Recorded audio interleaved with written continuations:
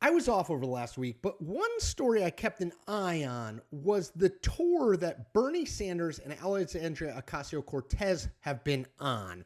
They were in Denver, they were in Tempe, they've been out west. In Denver, they drew 34,000 people to a rally.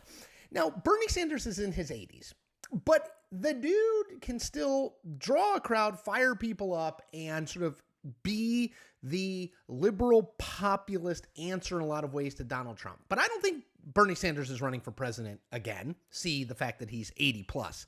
But I do think, and I think we all should think about, Alexandria Ocasio-Cortez's political future, because she is, I think, and this has been reinforced by the fact that she and Sanders are touring around the country, she is sort of his obvious heir apparent in that kind of that vein of liberal populism. The New York Times wrote about this over the weekend, and I just want to quote 2 paragraphs from it.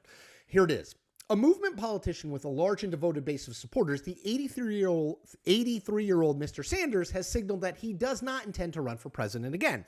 The question now is who will lead the network he built from scratch into the next presidential election and beyond. The story goes on, and this is the critical paragraph.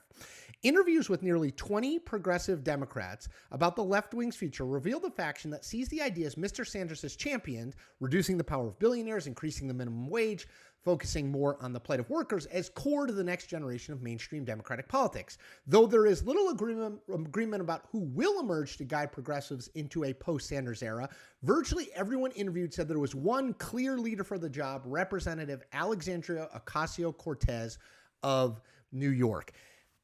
To me, I've talked about this before. I'm going to continue talking about it.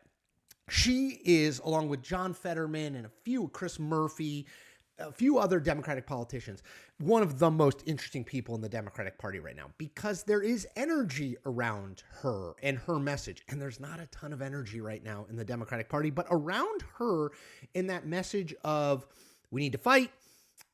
We need to not let Donald Trump be the party of the working class. We need to take that back.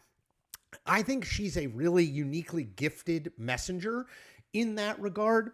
She has a bunch of options before her. She could continue to stay in the House, be a committee chair at some point. She's played much nicer with the Democratic Party leadership in recent years. Maybe be a committee chair probably after Nancy Pelosi leaves, because Nancy Pelosi seems set on not letting AOC get where she wants to get. She could run for the Senate against Chuck Schumer, or if that's an open seat in 2028, either way she could run. She could run as a liberal alternative to Schumer. She could run in an open seat if he decides to retire, or she could run for president. I tend to think that if I was Ocasio-Cortez, I would do president, Senate, and then staying in the House. To me, you have to, timing is everything in politics. And I feel like there is going to be a lane for a liberal, populist, Sanders-like liberal in the party. Now, is it the best thing for Democrats to nominate Alexandria Ocasio-Cortez as president? I don't think, probably not is the answer there, but who knows? Probably not, I think, is where I'd land on that. But there's clearly going to be a lane there. And I think she is a spokesperson, a better spokesperson for that lane than anyone, maybe including Sanders. Next generation leader. She's in her 30s. She is a Hispanic, a Latino woman. There's just a lot of boxes she checks, and I think she's really able. I always encourage people, if you have not watched her speech at the 2024 Democratic National Convention, it's one of the 3 best speeches, probably along with Barack Obama and Michelle Obama. Terrific speech, really well delivered, gets it, stays true to kind of her liberal beliefs, but has a message that could resonate out beyond just the left. I just think she has a ton of potential. And I think you have to pay attention to her going forward as a potential candidate.